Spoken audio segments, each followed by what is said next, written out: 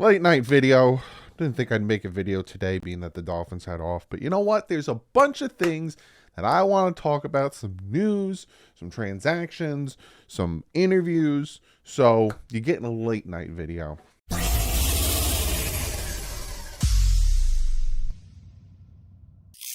What is up, Finn fans? Hope you guys are having a fantastic Wednesday. Right now, it is technically Thursday because it's 12:01, which means we have training camp later today, depending on if you're watching this when I released it at like 12:30-ish, or if you are watching it on your way to training camp.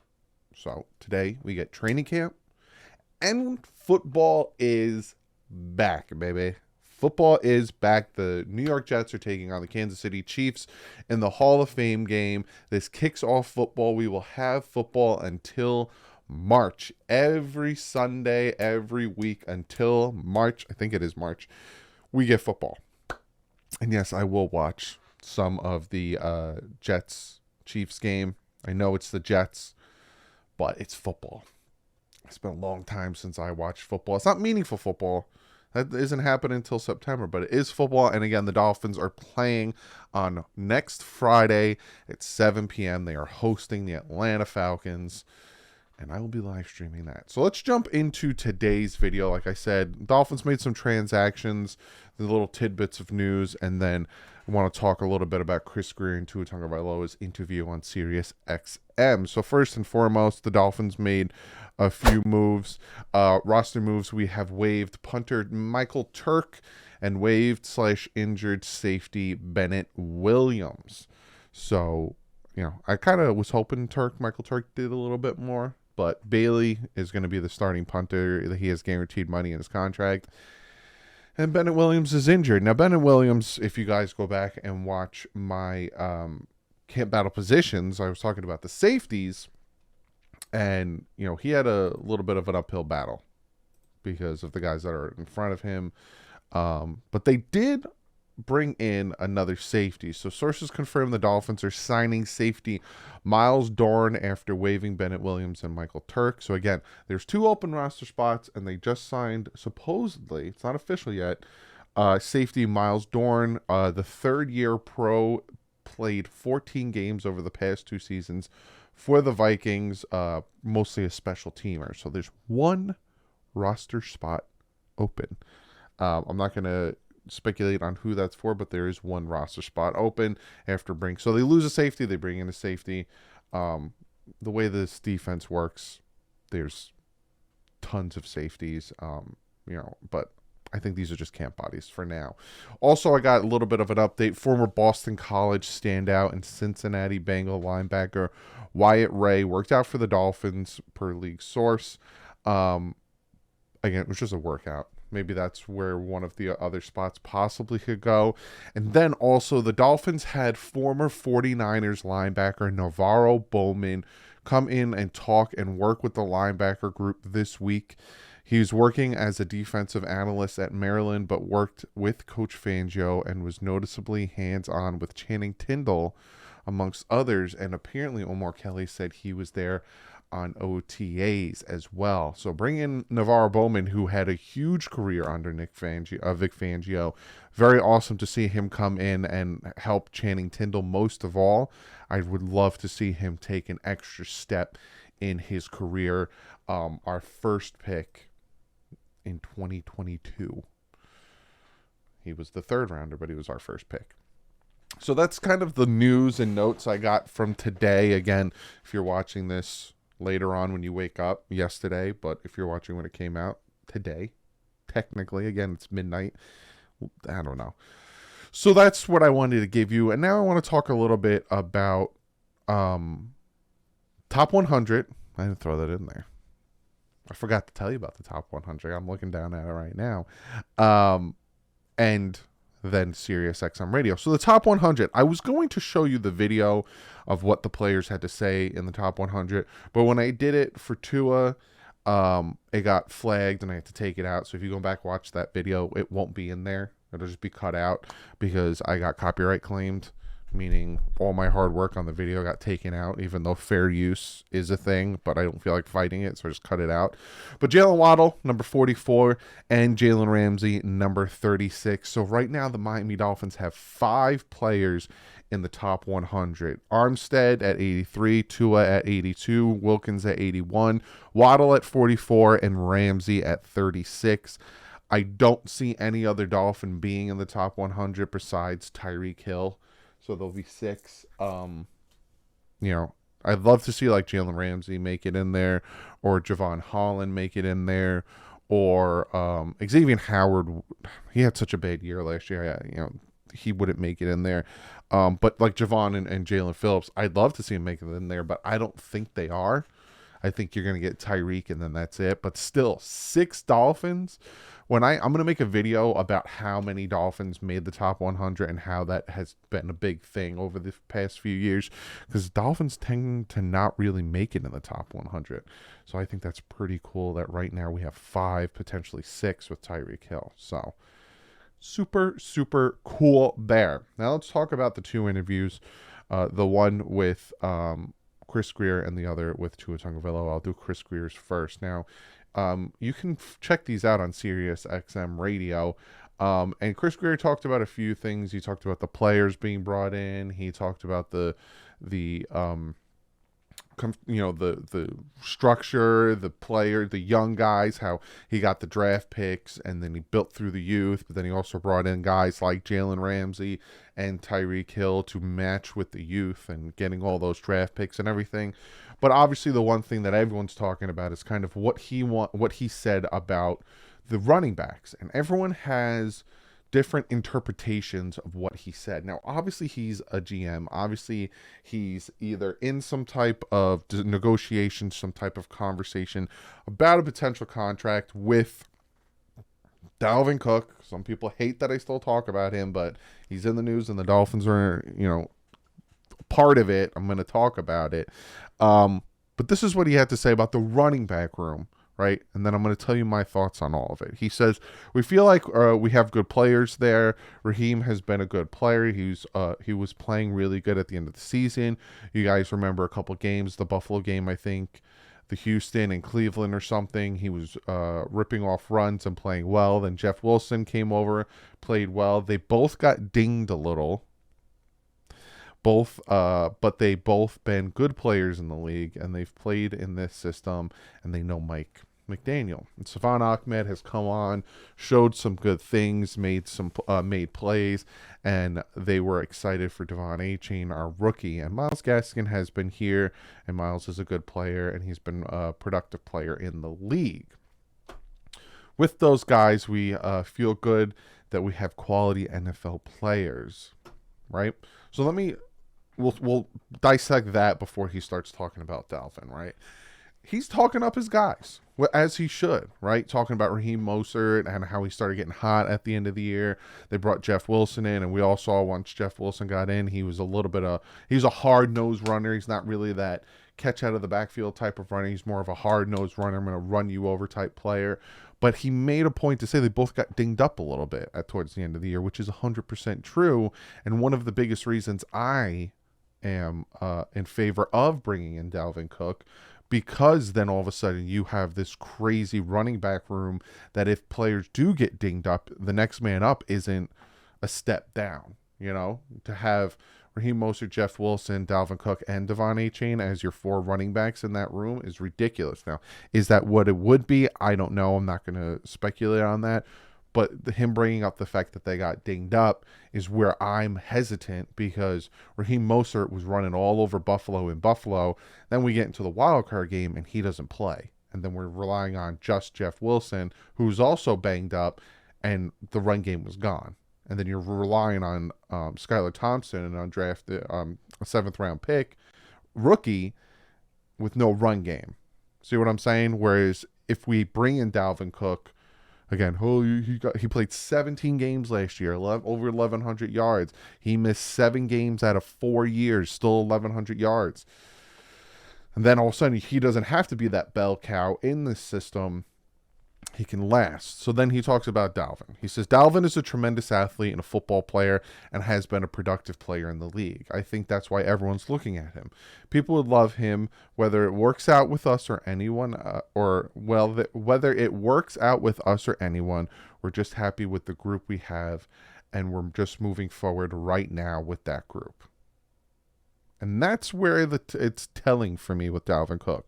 Now, honestly and obviously, Chris Grier has, to Dalvin Cook's agent, this is what we're offering him right here, right?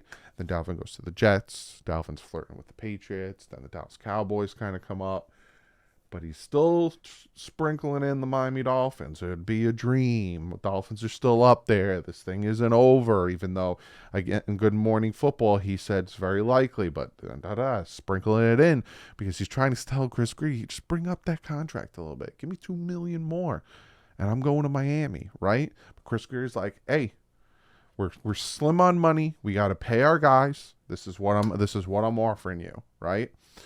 So Dalvin's flirting with Chris Grier over the media on his little media tour before he goes to the Jets. Ends up not signing with them, but flirting. And then here comes Chris Grier, right? He's playing stone face. He's playing poker. This is what we got. But he says, I think this is why everyone's looking at him. People would love him, whether it works with us or anyone.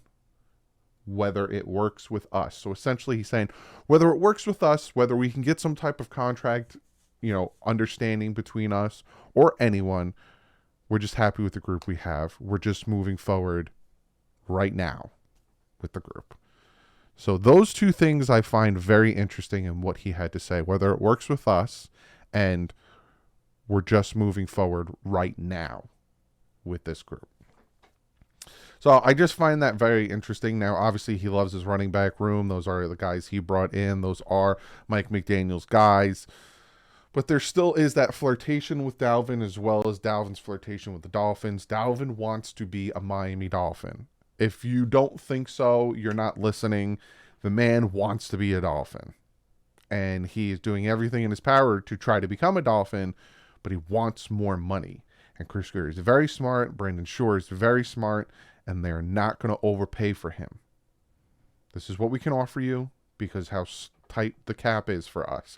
And we have players we have to worry about. So if you want to come and help us and you want to come win a championship for Miami, come do it and you'll set records and you'll be known as the guy who came to help us. If you want money, you're probably not going to get it here. You can go to the Jets, you can go to the Patriots, you can go to the Broncos, you can go to the Cowboys. And that's where it's at. So either the Dolphins come up a little and he comes down a little, or there is no, but it's like, I've been saying this from jump, from the very beginning. I've been telling you guys, they gotta compromise, but it seems like Chris Grier isn't, and Dalvin's like, I want to, but I don't. We'll see. It is now Thursday. It's going to be Thursday. It's Wednesday. It's 3 days after him meeting with the Jets, and he still has not signed a contract. What does that tell you? He went and met with the Jets. He went and had a day with the Jets. The fans were yelling his name. He talked to Breece Hall. He talked to Aaron Rodgers. He toured the stadium. He did all the shebang, the glitz and the glamour with the Jets. 3 days later, still hasn't signed with them. What does that tell you? That's all I'm going to say. We'll move on to Tua Tagovailoa. So Tua talks about the passing game. He says, that's still a work in progress. I always continue to be an iron sharpening iron thing with the guys that we had last year, as well as Jalen Waddle, Tyreek Hill, River Craycraft. He says, with the tight ends, and they also with the running backs, because we've had them running some routes out there as well. Sometimes they got their depth. Sometimes they don't. It's almost like a feel thing, and then you've been working it so long that in a way kind of get a good glimpse of where they're going to be.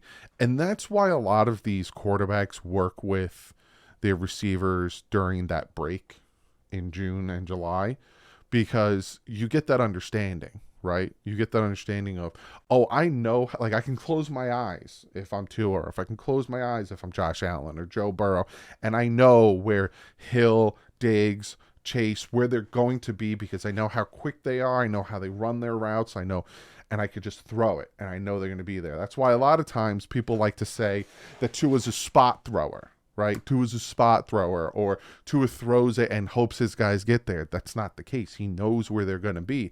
It's the same thing with Josh Allen, where he starts running around like a chicken with his head cut off, and he can throw it to Stephon Diggs because he knows where he's going to be.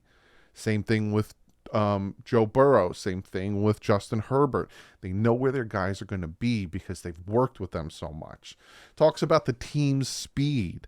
He says, yeah, I'd say there's a lot of team speed. I would say this sort of our philosophy too. That's how we want to play. That's how we want to start. We want to start fast. We want to play fast. We want to execute by having guys with speed. The room for error is just that much and that small. So you really got to be on your thing. You got to understand what's going on. You've got to know what's going on in order for you to execute the plays. Just imagine that Tyreek Hill didn't know the plays last year. And it was a lot of Tua probably telling him, run. In the huddle, he probably calls the play, and then he probably looks at Tyreek and tells him to run a post, run a dig, run an out, run a go, run a corner. And he probably just tells him, do this. And then, so now he knows where he's going to be, and then he runs his route. Or not, he just kind of looks and sees, oh, I got him, and he just throws it up to him. But speed is a big thing with this offense. The Dolphins have one of the fastest, if not the fastest offense in the NFL. And it's going to take its toll on these defenders, and especially these young secondary that they're going to go against. Then finally, he talks about Mike McDaniel. He says, I would say the thing that we did last year are somewhat kind of a baseline of what we should expect. Having an offense like this, having the weapons that we have, I'd say this year it's like coming in and we all know the offense. We all know the system, and we know the way that Mike McDaniel likes to call the plays. We know how he likes to call them as well. And we also know the timing of each other. The feeling for one another. So I'd say this offseason has been a lot more of that, sort of refurbishing all of that within the offense. He's saying last year was the baseline. The baseline. The fourth best offense in the NFL, mostly because of the passing, was the baseline.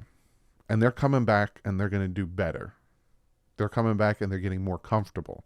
Craycraft, second year. Tua, second year. Mostert, Wilson, Hill, Waddle, Durham Smythe, second year. So this whole thing, even the offensive line, second year. They know where they're going to be. They know how to pull. They know the scheme. They know all that. It's from what I'm hearing at camp, it's so fluid that Tua's calling audibles at the offensive line. He's calling audibles. He's making changes. He has such a command of this offense now because this is the first time in his football career 2 years in the same offense.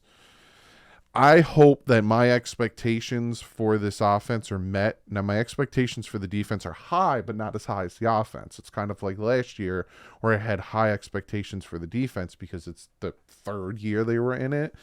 Now I have high expectations for the offense because it's their second year, but that's a video in itself. I have a Dolphin expectation. I have a Tua expectation. I have a Mike McDaniel expectation. I have them all.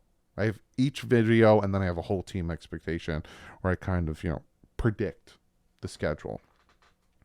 That's what I got for you guys today. Give you a little updates. Talked about the top 100.